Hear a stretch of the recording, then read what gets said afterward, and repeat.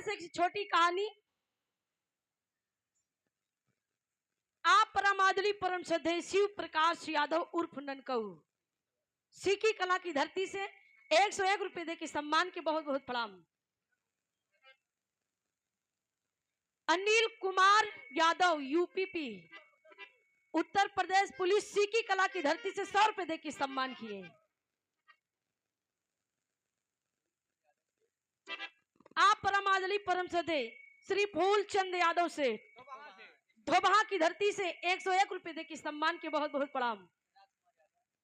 आप बड़का भैया राजकुमार यादव सिंगापुर की धरती से 100 रुपए दे के सम्मान किए। आई भूमिका में कहना है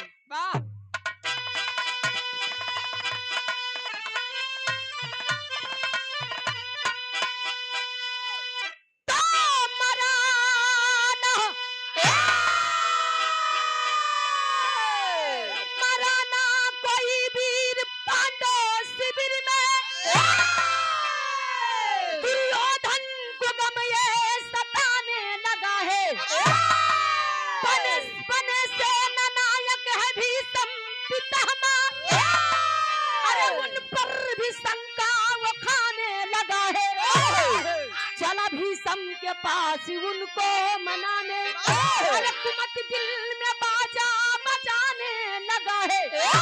पहुंचा शिविर में पितामह के जब है झुका सर को वर्जी सुनाने लगा है।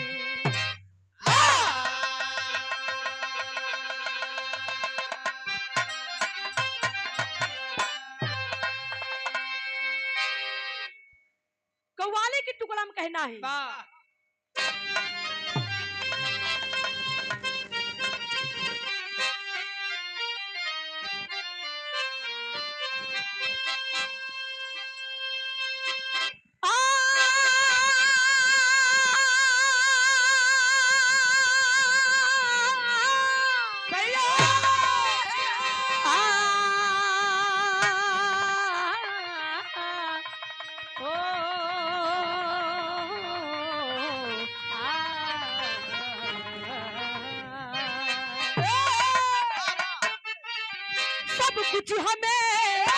सब कुछ हमें अल्लाह के दिलवर ने दिया है।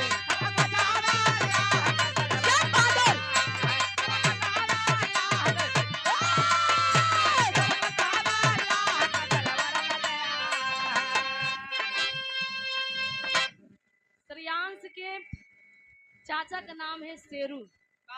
शेरू भैया जी की ओर से 21 रुपए का पान पुरस्कार। बहुत बहुत प्रणाम, आशीर्वाद की कामना। सब कुछ हमें अल्लाह के दिलवर ने दिया है।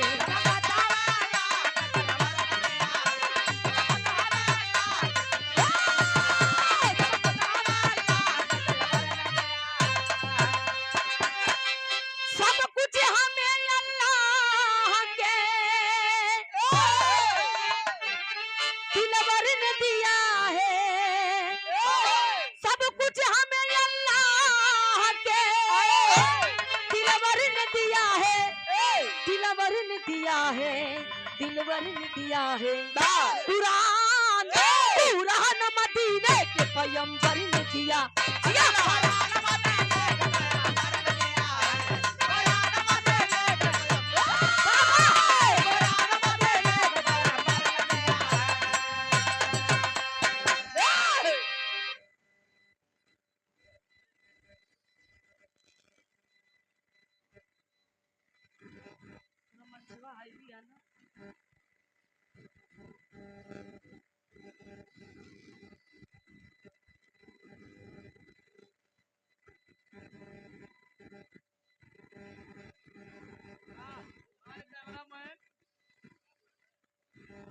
और ये बिरहा जगत की बड़ी सुंदर गायिका हमारी बहन प्रिया पंखुड़ी, सुंदर से पुष्पहार साथ में 101 रुपए दे की सम्मान की बहुत बहुत प्रणाम, आशीर्वाद की कामना। मैं भगवती आपकी गायकी लाइन में चार चांद लगूं।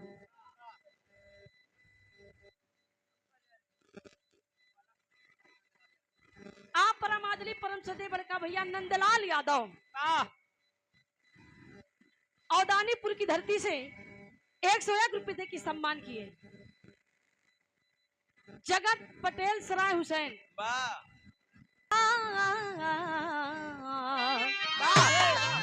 यदि आप चाहो ले तो विजय हम ही पाएंगे।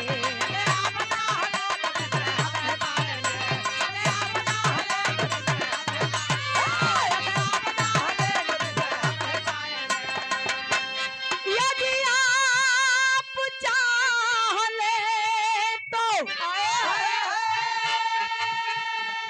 विजय हम ही पाएंगे,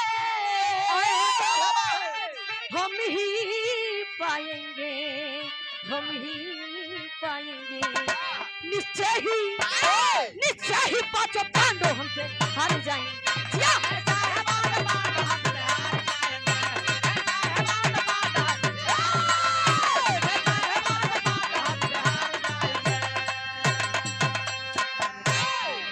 यदि आप चाहना तो विजय हम ही पाएंगे, निश्चय ही पांचों पांडव हमसे हार जाएंगे। कहानी ऐसी शुरुआत बा महाभारत की लड़ाई, कौरव और पांडव की लड़ाई 18 दिन की थी।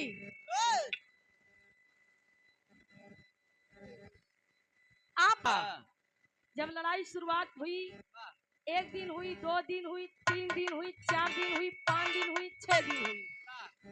जब 6 दिन लगातार लड़ाई हुई भैया तो दुर्योधन एकदम छटपटाई लगी, छटपटाने लगे क्योंकि दुर्योधन 100 भाई थे जिसमें से 3 भाई मारे जाते हैं। बचे कितने? 97। तो दुर्योधन सोचे कि 5 भाई लड़ाई लड़त हुवन, हम 100 भाई लड़ाई लड़त हई। हमारे तरफ से गंगा पुत्र भीष्म दादा सेनापति जैसे महापुरुष बतावा तब हम लड़ाई हार जाई। हमार 3 भाई धराशायी हो गए। दुर्योधन कहे लड़ाई के पाछे लागल बा दाल में कुछ काला बा। दिमाग लगाए ली है दुर्योधन, कहन हमका लागत बा कि पांडव की तरफ भीष्म दादा मिला हवन। ए भैया भीष्म दादा बैठा है अपने शिविर के अंदर, शिविर के अंदर बैठे हैं। अब तभी दुर्योधन पहुंच गए एकदम उदासी चेहरा लेकर। जब पहुंचे कहन दादा पालागी जिया जिया कहन खुश रहा बेटवा। कहन बेटवा तो कहा जी भीष्म दादा कहन काहे दुर्योधन? कहन जान लगे हमारे तरफ से लड़ाई नहीं लड़त है। अरे भीष्म दादा कहन की तोहरे तरफ से लड़ाई लड़त है, काहे बरे आप इतना परेशान है? कहन ना ना ना हमार 3 भाई मर गए। बतावा एक से कैसे एक एक एक एक कई के मारा जे लास्ट में हम हाँ तोहरे रहे कौन फायदा बा? दुर्योधन की बात सुनकर दादा भीष्म को क्रोध आ जाता है, क्रोध आ जाता है। तब यहाँ न देखें ताऊ कहन भीष्म दादा कहन सुनो दुर्योधन, मैं इस समय तुमसे प्रण करता हूँ, मैं प्रण करता हूँ, प्रतिज्ञा करता हूँ कि 8वें दिन की लड़ाई में 8वें दिन की लड़ाई में केहू हमसे बच न पाए। अगर केहू बच जाए तो 9वें दिन की लड़ाई में केहू न बचे। 9वें दिन की लड़ाई में कोई नहीं बचेगा। दुर्योधन से बतिया कहन दादा कहन सुना ई प्रतिज्ञा लेत हवा तो हमार बात सुना। लड़किया है ये अवसर में मार चौ करत है। कहानी पे गौर करा भैया। भीष्म दादा कहन भीष्म पितामह कहन सुनो दुर्योधन, ये हमारे दो जने के बीच में जवन बात हो गया हम प्रतिज्ञा ली है कि 9वें दिन की लड़ाई में 5 पंडाओं को मैं मार दूंगा। हमसे वादा करा कि तीसरा मनाएंगे केहू को पता ना चला कि चाहिए। दुर्योधन कहन हे दादा पहले तू तैयारी कराई, हमरा बाएं हाथ के खेल बा केहू के ना पता चली। अब देखम मन में लड्डू उनके फूटे लाग। वाह ये भैया आ जब अपने घरे जब जाए लागेन तो मार शोर मचावल जात है। जैसे कहते नहीं कि जैसे मेहरारू के पेटे पानी ना पचे तो वाह ऐसे हर एक इंसान के पेटे से पानी नहीं पचत है। वाह मुंह में राम बगल में छुरी, वाह। तोहरे आगे अच्छाई या पीछे बुराई। वाह जाना भैया वाह कुछ गवैया वैसे हो गया है। अब हाँ अब कुछ गवैया नहीं सारे वही गवैया हमहू वही वाह जाना। वाह लेकिन कहना बा कि गीत लग गई बा।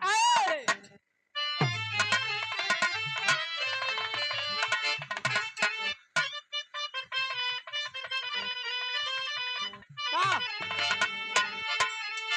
कोनो लड़का के शादी भई और लड़का एकदम पढ़े लिखे नौजवान वाह अगुआ बियाह कराई दे बिना पढ़ी लिखी लड़की से। वाह लड़का का पता नहीं लगुआ कहन सुंदर लड़की बा और बहुत अच्छी लड़की बा तोहार जोड़ी और दुल्हन का जोड़ी एकदम फिट बा बियाह कैले बच्चा।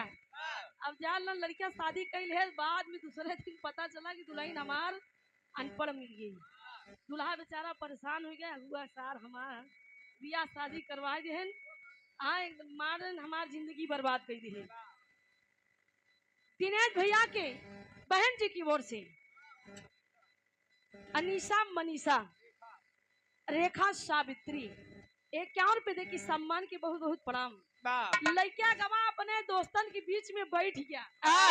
जब मुंह लटका देखे लड़का के तो दोस्तन पूछे लागे का भैया तोहार कल शादी भाई आज कहे मुंह लटक गया कहन का यार बताई हम इस शादी से ना खुश रही। कहन तू कैसे कहन तू लोग जान ला ऐसा कभो अगुआ के ऊपर भरोसा ना करा बहुत जांच पड़ताल के बियाह करे। फंसा जी हाँ हम जैसे फंस गए ऐसे फंसा जी। लड़का कहत बका कहे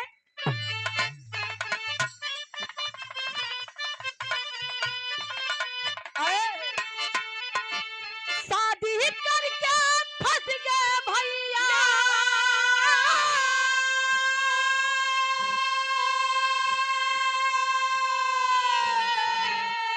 अरे शादी करके फंस गए भैया अरे फंसी भंवर में गाड़ी अनाड़ी अनाड़ी हम का मिली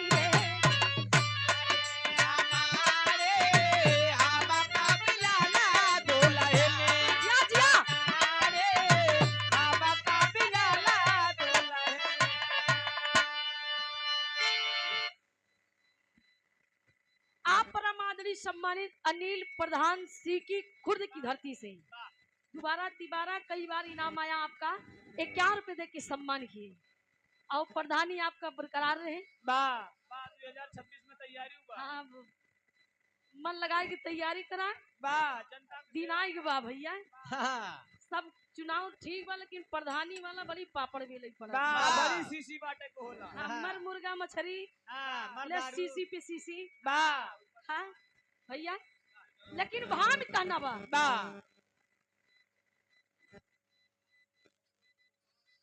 आप परम आदली परम सधे रामचंद यादव उर्फ गोपाल कहना बाका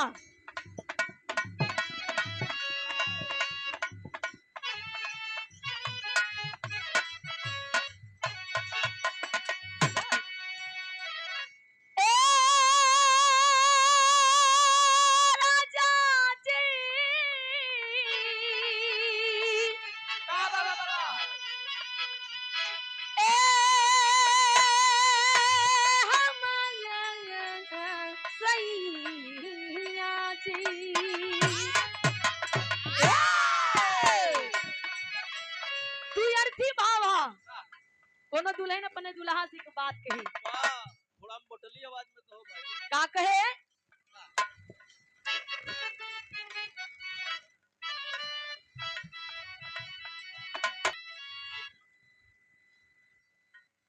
आप परम आदरी परम सधे डाका गवला जोर हो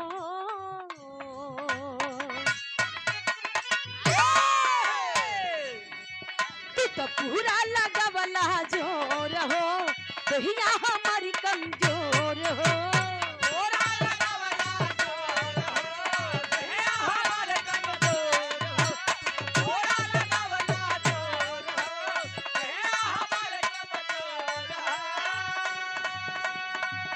तू तो पूरा लगावला जोर हो दहिया हमारी कमजोर हो।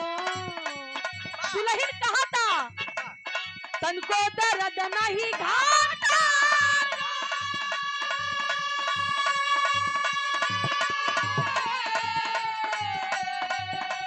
तनको दर्द नहीं घाटा बाथाता बाथाता बाथाता कमरिया ये राजा बाथाता बाथाता बाथाता कमरिया ए राजा बाधाता, बाधाता बाधाता बाधाता, कमरिया ए राजा बाधाता।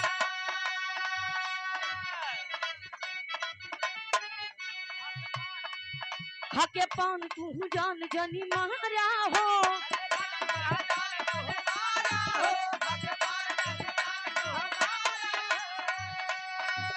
अभियो से अपन रहन सुधारा हो।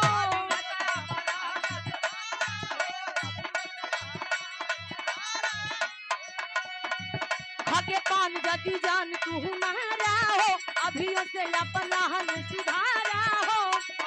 तोहरा न बाटे तनिको लहगा हजीरा जाऊ तोहरा न बाटे तनिको लहगा हजीरा जाऊ। छान छान बदले छान छान बदले तोहरा मिजाज राजाऊ धोखेबाज राजाऊ उड़नबाज जाएंगे। हाथ से सिंदूर की डिब्बी धरती पर गिर जाती है हाँ। और थर थर कांपने लगती है।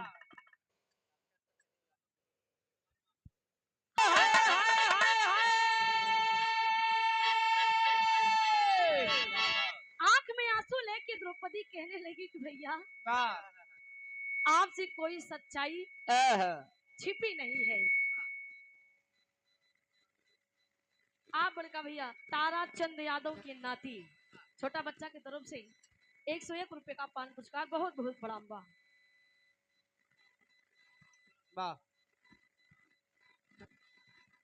भवानीपुर की धरती से श्री राम सिंह यादव 101 रुपए दे की सम्मान की बहुत बहुत प्रणाम। द्रौपदी कन्हैया भैया से अपने कहने लगी कि भैया आपसे इस संसार की कोई सच्चाई छिपी नहीं है। मैं ये क्या सुन रही हूँ। एक बात कहती है, क्या कहती है? कहे द्रौपदी पुकार सुना सुना है मुरागा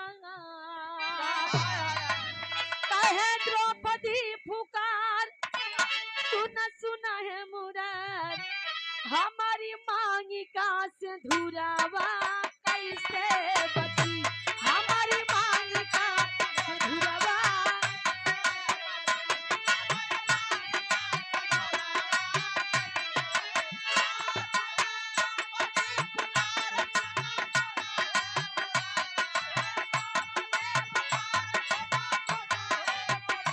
हमारी मांगिका से धुरावा।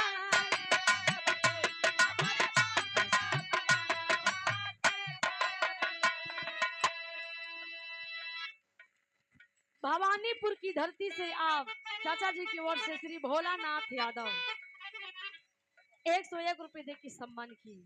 भैया एक कन्हैया भैया आपके रहते हुए मैं विधवा हो जाऊं ये 16 श्रृंगार करके मुझे क्या अब मिलेगा। लेकिन एक बात और कहती है, क्या हमारी हो गई सब गति हेलो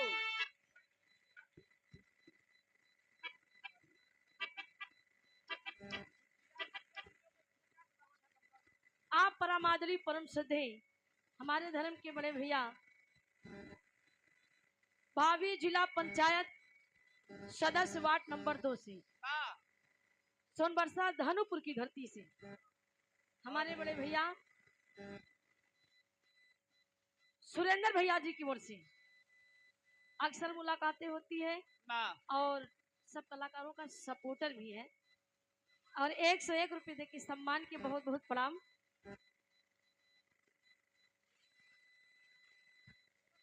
कहानी पे गौर करा भैया। द्रौपदी एक बात कहती है, वाह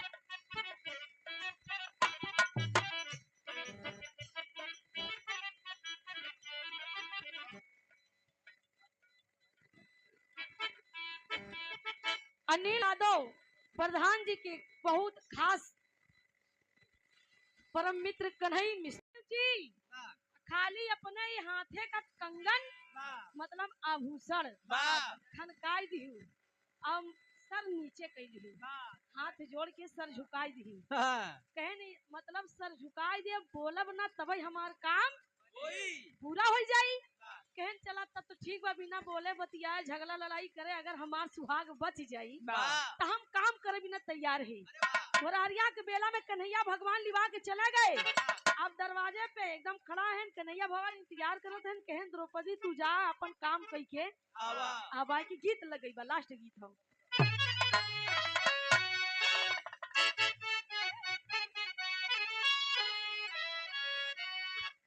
बजा के बा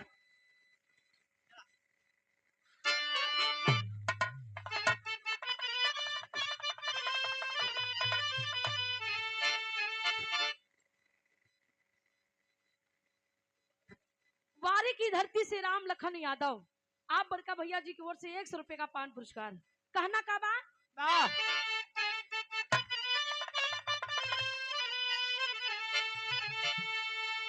कोनो लइका अपने दुल्हन के आने गए वाह या भरान गमना नाही और जब ससुरारी पहुंच गए तो भाई सास रानी अठन्नी भी टिकुली लगाए वाह और वह सरवता बड़का लिए सुपारी वाह कतरा तरह है वाह तब मेहमान पहुंच गए वाह खबर मिल गई मेहमान आई गया है दुल्हनिया कहा हमका हमार दुल्हा आना ही आई है वाह तो वह दुल्हनिया बोला था वाह का कहे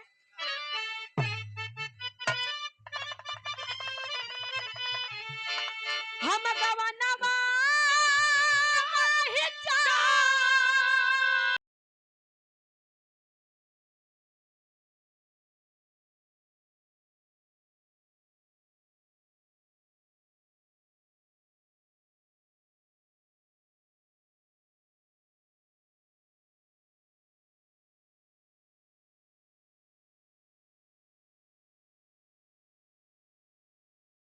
हम गवनवा नहीं जा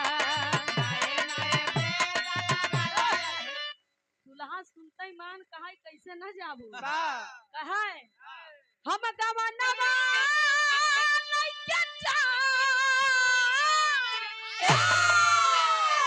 हम गवनवा लइके जा हम गवनवा लइके जा हम गवनवा लइके जा चाहे टूट पड़ाई यही रनवा हम गवनवा लइके जा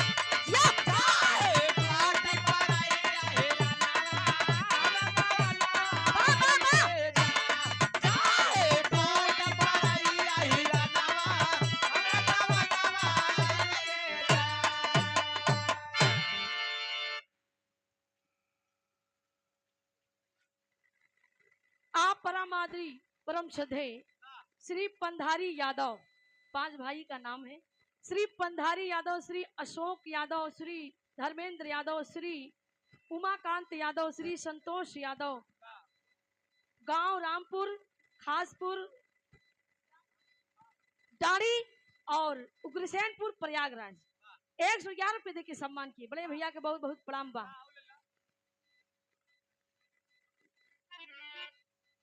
आप बड़के भैया डॉक्टर दिनेश भैया के छोटा बेटा आयुष यादव 51 रुपए दे के सम्मान किए लेकिन द्रौपदी भीषम दादा के सामने जाकर करती क्या है कहना है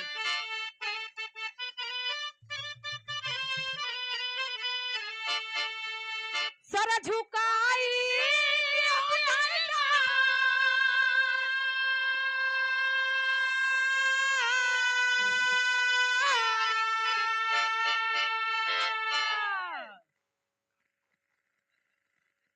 आप परम आदरी परम सदस्य श्री अशोक कुमार यादव नाटे अच्छा अनिल प्रधान भैया की दाहिना अंग अनिल यादव पुलिस अच्छा 100 रुपया अनिल यादव भैया के दहिना हाथ। एक सर में सब भैया लोगन के स्वागत बा।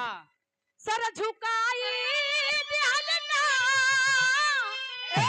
सर झुकाई दिहलना, सर झुकाई दिहलना, सर झुकाई दिहलना, दादा भीष्म के हो समनवा, सर झुकाई दिहलना।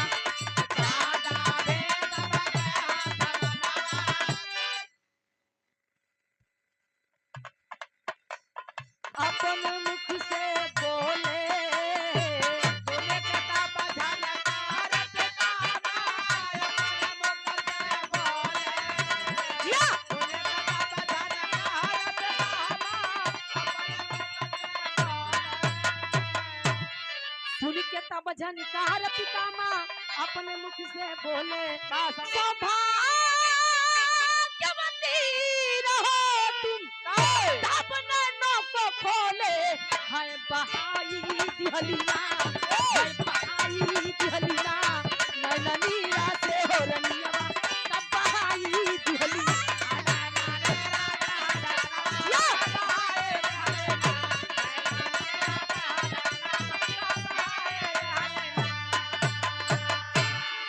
कहानी पे गौर करें भैया। द्रौपदी गई बीता में घूंघट काढ़ ही रहे, घूंघट काढ़े के बाद कन्हैया भगवान की बात याद कैली है कि हमार भैया कहे हैं कि बोलब ना, और हाथ जोड़ के सर झुकाई दे, और सर झुकाई दी है, अपन चूड़ी खनकाई दी है। जब चूड़ी खनकाई दी भैया,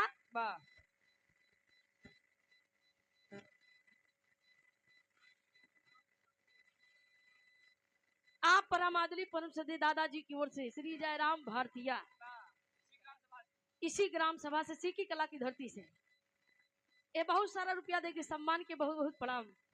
सर झुकाए दी है, सर झुकाए बात कन्हैया भगवान कहन मुंह खोली ना बीता ऊँट काढ़ ली, और सर झुकाए बाद अपन चूड़ी खनकाई दी। जब चूड़ी खनकाई दी है तब भीष्म दादा आंखी मुने मुने कहन अखंड सौभाग्यवती भव, मतलब तुम्हारा सुहाग अमर रहे। जब कहन तुहार सुहाग अमर रहे तब वह घूंघटवा उठा द्रौपदी कहा ए दादा, तब दादा आंखी खोले कहे अरे बाप रे बड़ी धोखा हुई गया। कहे नरे दादा एक तरफ प्रतिज्ञा की हवा कि अर्जुन पांचों भाई मतलब हमरे पांचों पति के मार देबे, और एक तरफ हमका वरदान दे दिया कि हमार सुहाग अमर रहे। अब का होई। दादा कहे नरे द्रौपदी मेरे साथ छल हुआ है, किसके साथ आई हो? कहन के केरा साथे आऊ के बा हमरे, बस अपने भैया कन्हैया साथे आई थी। अरे कन्हैया का नाम सुनते ही मान गंगापुर भीष्म दादा दौड़ते दौड़ते गए कन्हैया भगवान के चरणों में गिर पड़े, कहने लगे प्रभु आपने मेरी प्रतिज्ञा तोड़वा दी, लेकिन मैं भी प्रतिज्ञा करता हूँ कि कल के लड़ाई में मैं भी आपका प्रतिज्ञा तोड़ने पर मजबूर कर दूंगा। कन्हैया भगवान कहे जहाँ हम तो का आशीर्वाद देते ही पूरी तैयारी के साथ आवा। यार लड़ाई कुरुक्षेत्र मैदान में हस्तिनापुर की धरती पर छिड़ गई, कैसे आल्हा के भाव कहना था। श्री चिंतामणि यादव अनिल प्रधान भैया के दिशा निर्देश देने वाले 51 रुपए दे के सम्मान के बहुत बहुत प्रणाम। आप परमादली परम सदस्य ग्राम सीकी कला सीकी खुर्द भाभी प्रधान पद के प्रत्याशी अरविंद कुमार मौर्य 51 रुपए दे के सम्मान किए। माई भगवती करे आप विजयी हैं, बहुत बहुत प्रणाम। आल्हा भाव कहना बका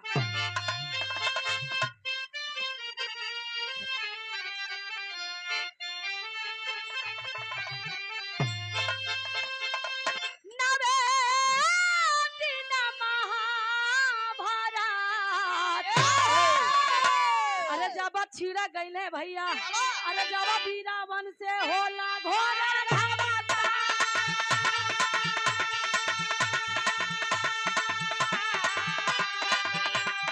अरे बखराम बार मारे बलवाना,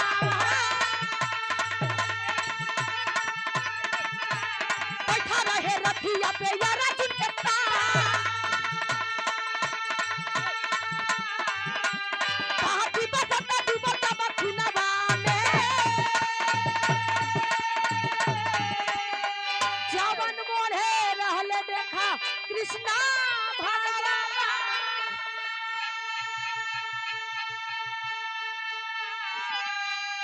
ए भैया 9 दिन की लड़ाई पर यार अर्जुन पांचों भाई अपन पूरी तैयारी के साथ अर्जुन का रथ कन्हैया भगवान हाकत हैं घोड़ा का लगाम पकड़े हैं और यहाँ दुर्योधन अपने भाइयों के साथ और सेनापति भीष्म दादा गंगा पुत्र और ये विराट जगत की बहुत अच्छी गायिका सुंदर गायिका प्रिया पंखुड़ी जी की ओर से 101 रुपए का पान पुरस्कार बहुत बहुत प्रणाम आशीर्वाद की कामना इस समय सब भैया लोगन के स्वागत बा आपकी गायकी लाइन में मैं 4 चांद लगावे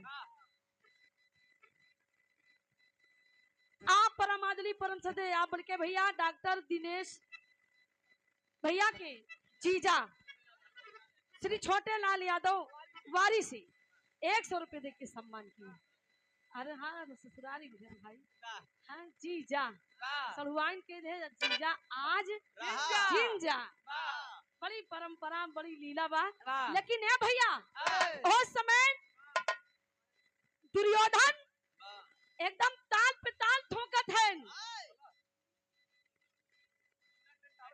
मुन्ना टेंट हाउस सीकी खुर्द की धरती से 51 रुपए दे के सम्मान किए और हमारे बीच में ढोलक के बड़े सुंदर कलाकार भुवर मास्टर साहब चाचा जी के बहुत बहुत प्रणाम बा 100 रुपए दे के सम्मान के बहुत बहुत प्रणाम बाटे कहानी पे गौर करें भैया यहाँ दुर्योधन ताल पे ताल ठोकत है दादा अब अपन पूरी ताकत दिखावा अर्जुन के अपन पूरी पावर दिखावा आप प्रतिज्ञा की हवा एक सारे छोड़ा ना अरे बाप रे बाप अर्जुन भैया अब बुढ़ाऊ दादा के उम्र आधी बा बुढ़ाऊ दादा की इज्जत करत हैं लेकिन उस समय पंचायत बटुरी रही भीष्म दादा कह रहे हैं अर्जुन के कहन बेटवा तू मारा तू डराया जी कहन अरे आप हमसे सीनियर हैं हम आपके ऊपर बाण ना चलाऊ अगर आप प्रतिज्ञा करा तो वार करिया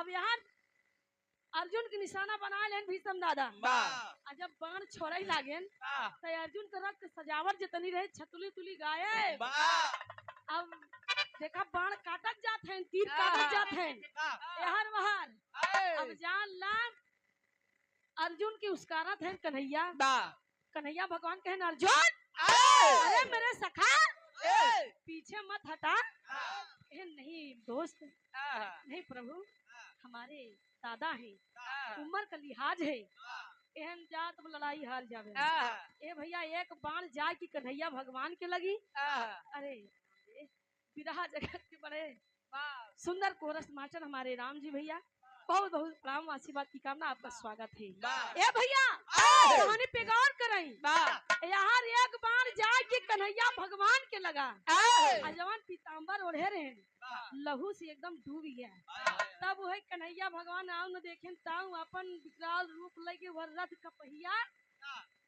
ही कानी अंगुरी में फंसाई दी आ दौड़ पड़े और रथ का पहिया जैसे सुदर्शन चक्र नजर आ रहा था तब वह धनुष बाण रख के दादा कहन त्राहिमाम ये देखिए राम जी भैया जी की ओर से सुंदर से पुष्पहार 100 रुपए का पान पुरस्कार बहुत बहुत प्रणाम आशीर्वाद की कामना गोलू यादव एडवोकेट नेताजी सीकी खुर्द की धरती से 100 रुपए दे के सम्मान किए शिव प्रकाश उर्फ ननकाऊ प्रधान जी के दाहिना हाथ इतना सपोर्टर है तो जाना प्रधान एकदम प्रधानी जीता है अनिल प्रधान जी 51 रुपए दे के सम्मान के बहुत बहुत प्रणाम आशीर्वाद की कामना जब रथ का पहिया लेके कानी अंगुरी में भैया फंसाए के दौड़ पड़े आप बड़का भैया सुभाष यादव भावी बीडीसी प्रत्याशी ग्राम सभा सीकी खुर्द सीकी कला से और समाज सेवी 51 रुपए दे के सम्मान किए बहुत बहुत प्रणाम आशीर्वाद की कामना आप अर्जुन सिंह पटेल श्रीफल दमगला की धरती से 11 रुपए दे के सम्मान किए। भैया के बहुत बहुत प्रणाम। हमारे बिरहा हम आप ही समझा कहानी थोड़ा समझ ला बस 2 मिनट। ए भैया वह रथ के पहिया कहानी अंगूरी में लगे जब दौड़ पड़े तब हिसम दादा समझ गए कि अब हम अपन प्रतिज्ञा पूर्ण कर लिया। अगर हमार प्रतिज्ञा तोड़ दिया तो हम तोहरा प्रतिज्ञा तोड़ दिया। अब रे कन्हैया भगवान प्रतिज्ञा करे रहे कि लड़ाई के मैदान में मैं अपना सुदर्शन चक्र कोई भी अस्त्र नहीं उठाऊंगा, शस्त्र नहीं उठाऊंगा, कोई शस्त्र नहीं उठाऊंगा। जब धनुष बाण लगे कहें त्राहिमाम भगवान त्राहिमाम। अरे प्रभु आप एक पालनहार दुनिया के और आप एक महान विकराल नारायण रूप धारण करके हमका दर्शन दिया। यह तो हम चाहत रहे हैं। आपकी लीला परम्पार है। आप जीते और हम हारे। कन्हैया भगवान दर्शन दे के अपने असली रूप में फिर आ जाते हैं और उसके बाद भीष्म दादा को वरदान मिला था। वरदान किसने दिया था? गंगा पुत्र भीष्म पितामह के पिताजी राजा शांतनु ने वरदान दिया था। क्या वरदान दिया था? आखिरी भाव कहना बा।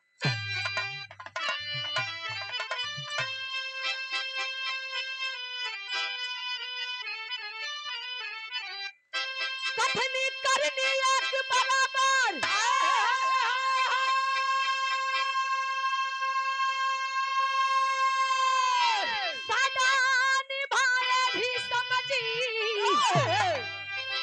जेकरे करनी और कथनी में कौना अंतर नहीं। जो भीष्म दादा कहते थे वो करते थे।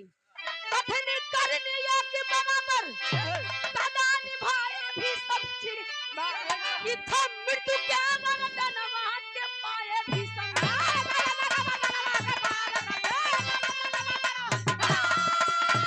जो जो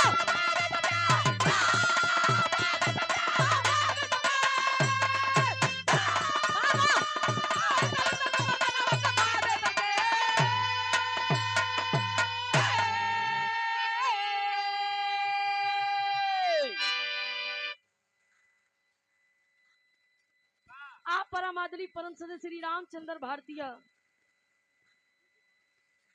सीखी कला से 51 रुपए दे के सम्मान किए। बहुत बहुत प्रणाम।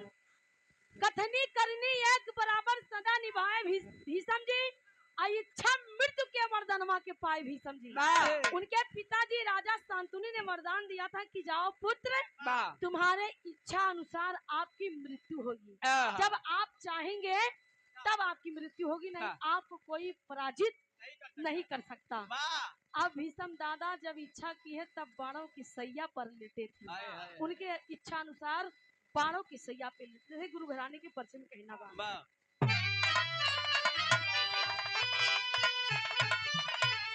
बुजुर्ग पंधारी कहते धन्य प्रभु की माला।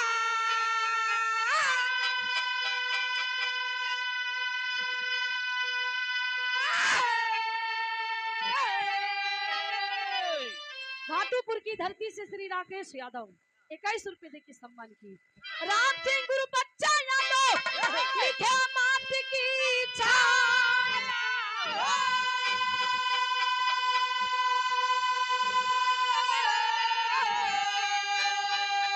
दयन से अस की धारा बह चली रहे सोना सुहानी सारद माता हारा। नयन से अस की धारा बह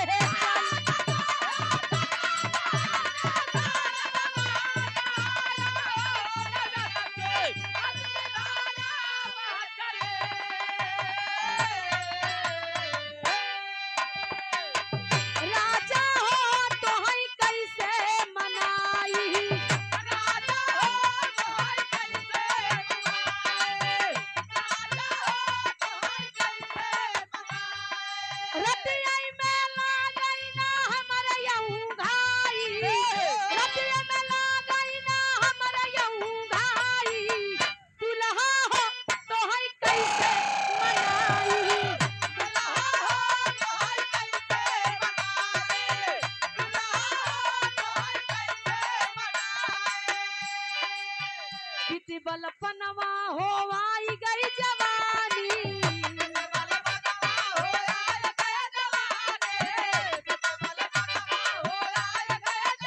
पिके बलपनवा होवाई गई जवानी रही रही के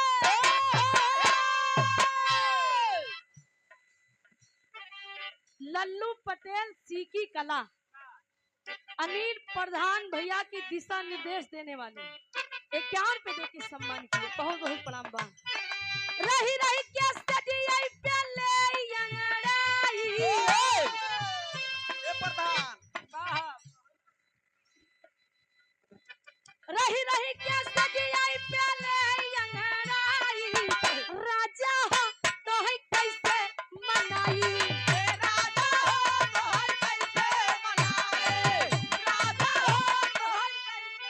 कहा जहाँ नहीं दे शहर वाली कजरा का जहाँ नहीं दे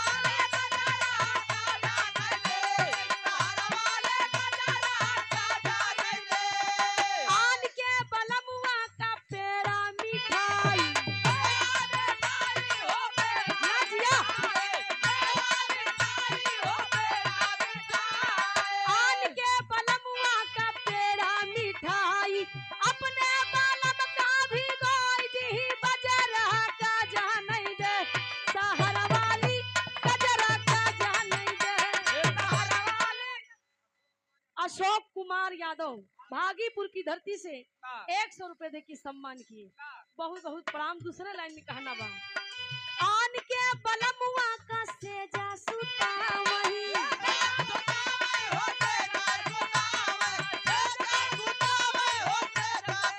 आन के बलमुआ का सेजा सुता वही अरे अपने बालम का बिछाई दी कोना रह का जहाँ नहीं दे शहर वाली कजरा का जहाँ नहीं दे